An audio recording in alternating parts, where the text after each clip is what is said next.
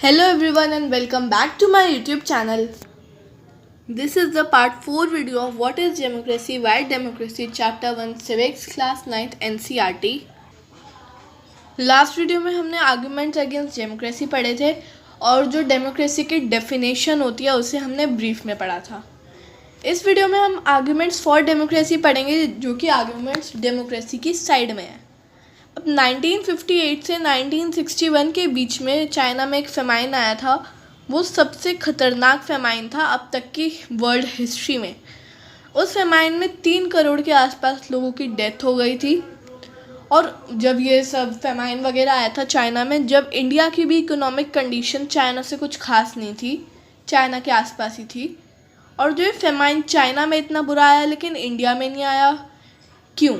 Economist ने ये सोचा कि जो दोनों कंट्रीज़ में डिफरेंट गवर्नमेंट पॉलिसीज़ हैं तो फिर ये इसी वजह से हुआ होगा. चाइना में 1 पार्टी रूल है और इंडिया में मल्टी पार्टी रूल है.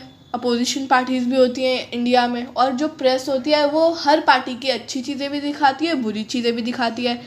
लेकिन चाइना में 1 पार्टी रूल है जिसमें कि खाली वो अच्छी चीज़ें ही दिखाती है रूलिंग पार्टी की. अगर चाइना में मल्टी पार्टी इलेक्शंस वगैरह होते तो फिर इतने ज़्यादा लोग नहीं मरते फेमाइन में. और इंडिया में भी मतलब ऐसे हर चीज़ होती है, डेमोक्रेसी है इंडिया में, चाइना में नहीं है. जो हमने अभी एग्जाम्पल पढ़ा चाइना और इंडिया का, इससे हमें अभी एक और रीज़न मिल गया कि डेमोक्रेसी बाकी दूसरी गवर्नमेंट से अच्छी है, बेटर है, बेस्ट फॉर्म ऑफ गवर्नमेंट है. इसमें डेमोक्रेसी को जब भी पता चलता है, गवर्नमेंट को पता चलता है कि लोगों को इस चीज़ की ज़रूरत है या ये दिक्कत है, वो इमीडिएटली उसका सॉल्यूशन निकालने का ट्राई करती है. लेकिन जो नॉन डेमोक्रेटिक गवर्नमेंट होती है उसमें सब कुछ रूलर के ऊपर डिपेंड करता है कि वो क्या करना चाहता है. वो अभी ऐसे सिटीजन्स के बारे में सोचकर उनकी हेल्प करना चाहता है, उनकी नीड्स को पूरा करना चाहता है या फिर बस अपने मतलब के लिए. लेकिन डेमोक्रेसी में ऐसा नहीं है. डेमोक्रेसी में जो रूलर होगा उसे लोगों की ज़रूरतें, लोगों की नीड्स पूरी करनी ही पड़ेंगी. ये एक ऐसा रीज़न है जिससे कि गवर्नमेंट एक बेटर गवर्नमेंट है, डेमोक्रेटिक गवर्नमेंट एक बेटर गवर्नमेंट है. A democratic government is a better form of government because it is more accountable form of government. Democratic government ज़्यादा अच्छी इसलिए है, बेटर इसलिए है क्योंकि वो एक अकाउंटेबल फॉर्म है. वो सब चीज़ों की जिम्मेदारी लेती है, लोगों की हेल्प करती है, उनकी नीड्स पूरी करती है. और भी काफ़ी सारे रीज़न्स हैं जो कि बताते हैं कि डेमोक्रेसी एक अच्छी गवर्नमेंट है. डेमोक्रेसी में क्या होता है, कंसल्टेशन और डिस्कशन होती है काफ़ी ज़्यादा. और जो ये डिस्कशन वगैरह होती है उस सब में काफ़ी सारे लोग इन्वॉल्व होते हैं, काफ़ी सारी डिस्कशंस होती हैं, उस बात पर मीटिंग्स बुलाई जाती हैं.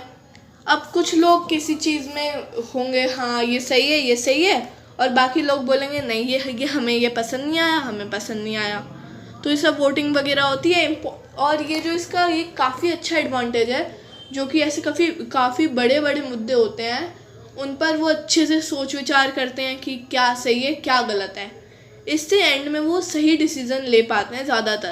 ज़्यादातर नुकसान नहीं हो पाता फिर ऐसे किसी को. दस democracy improve the quality of decision making. Democracy जो है वो इम्प्रूव करती है डिसीज़न मेकिंग की क्वालिटी, कि लोगों को ऐसे डिसीज़न बनाना आए, लोगों के साथ ऐसे कुछ बुरा होना. अब एक थर्ड आर्गुमेंट था, democracy provides a method to deal with differences and conflicts.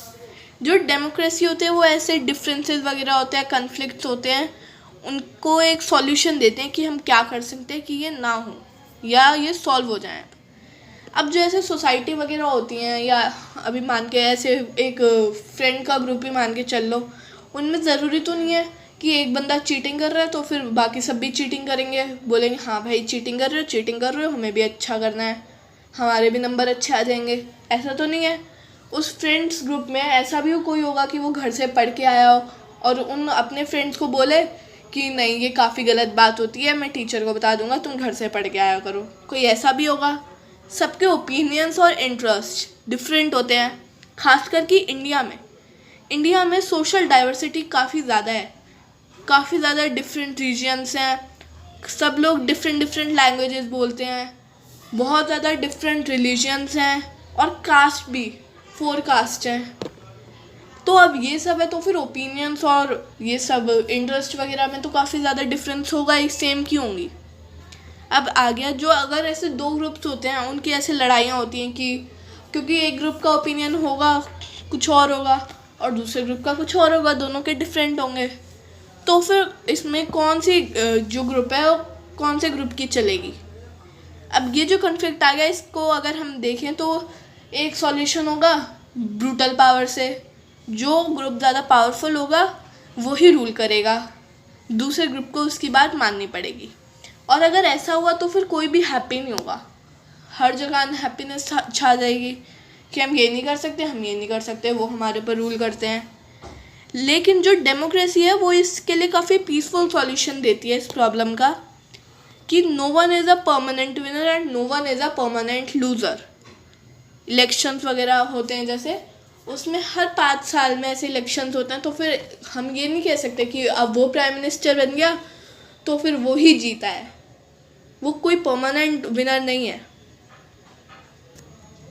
अब जैसे हमारी कंट्री है इंडिया, इसमें काफ़ी ज़्यादा सोशल डाइवर्सिटी है, इसलिए जो डेमोक्रेसी है वो हमारी इंडिया को एक करके रखती है। स्ट्रेंथ लाइज इन यूनिटी, एकता में ही सबसे बड़ी ताकत है।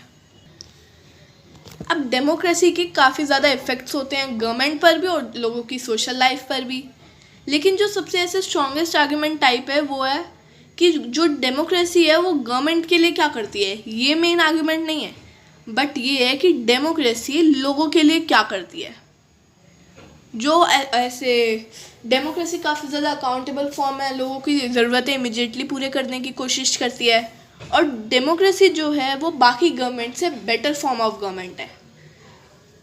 और democracy enhances the dignity of citizen, जो डिग्निटी यानी कि रिस्पेक्ट होती है सिटीजन्स की, डेमोक्रेसी उनकी रिस्पेक्ट करती है, उनके जो बेसिक राइट्स होते हैं, फंडामेंटल राइट्स होते हैं, उनकी रिस्पेक्ट करती है और अपने लिमिट में काम करती है। जो कॉन्स्टिट्यूशनल लॉ और बेसिक राइट्स होते हैं ह्यूमन बीइंग के, गवर्नमेंट, डेमोक्रेटिक गवर्नमेंट उसके अंडर ही काम करती है। अब या फिर कोई गरीब है या कम पढ़ा लिखा है, उसे भी सेम स्टेटस मिलेगा जितना कि एक रिच और एजुकेटेड बंदे को मिलता है। ये सब डेमोक्रेसी करती है।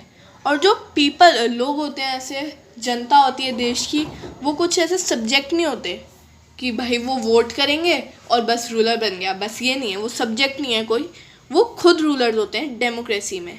और अगर वो ऐसे कोई मिस्टेक वगैरह करते हैं, कोई गलती करते हैं, तो फिर वो उसके लिए खुद रिस्पॉन्सिबल भी हैं।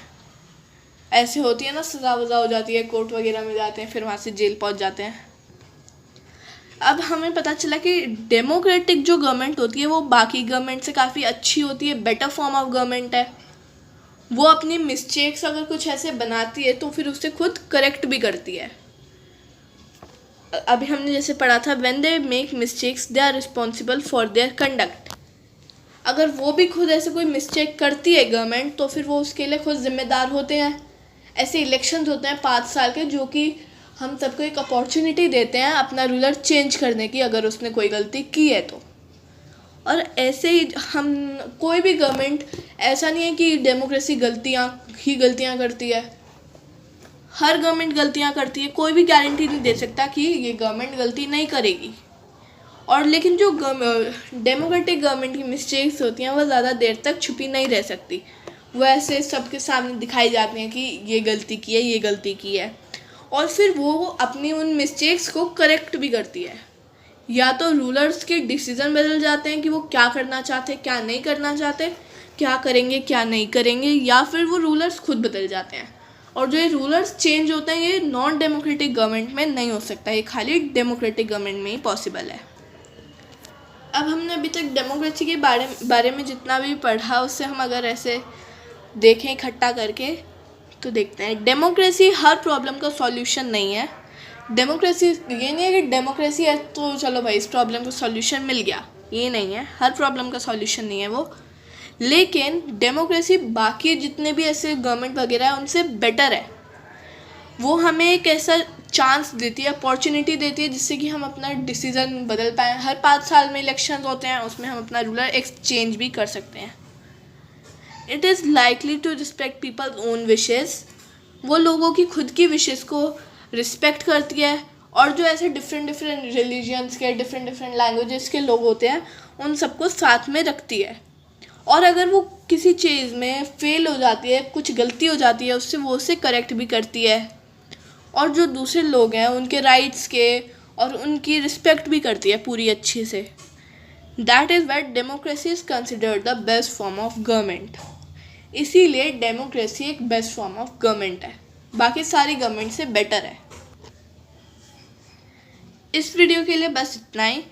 नेक्स्ट वीडियो में हम कंटिन्यू करेंगे 1.4 से ब्रॉडर मीनिंग्स ऑफ डेमोक्रेसी। अगर आपको मेरा ये वीडियो पसंद आया तो लाइक करना मत भूलना और इसे ज़्यादा से ज़्यादा शेयर करो, और अगर अभी तक सब्सक्राइब नहीं किया है तो सब्सक्राइब भी करो। And if you have any queries, you can contact me anytime through this email harshikasharma0709@gmail.com, or you can also ask your query in the comments section. Thank you everyone.